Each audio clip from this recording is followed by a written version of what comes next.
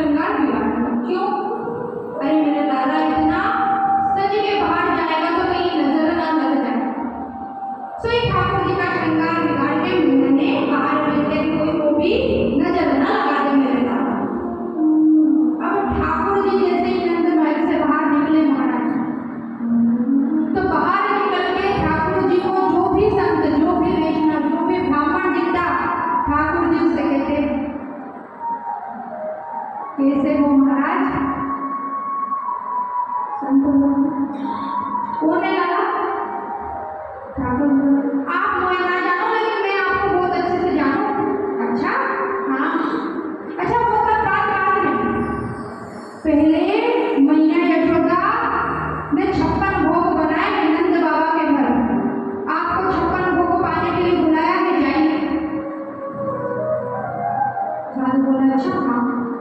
एक से कहा, दूसरे से कहा, जो रास्ते में निकले सबसे कहे कि आप नंद बाबा के घर 56 भोग बनेंगे, जाइए आपको पाना। अब महाराज ऐसे करके साधुओं की जमात पहुंच गई नंद भवन में। नंद भवन में जाकर यशोदा मैया ने देखा साधुओं की जमात, प्रणाम किया। आइए महाराज, किस कारण से आना हुआ?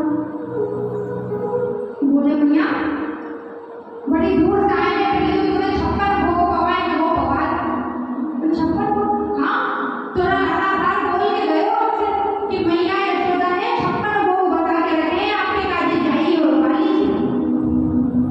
अब यशोदा मैया बोली मेरे लाला को गई नंद बाबा के हाथ जोड़ के देखो अपने लाला को, वहाँ ब्राह्मण संतों ने जाके निमंत्रण दिया कि मैया ने 56 भोग बनाए।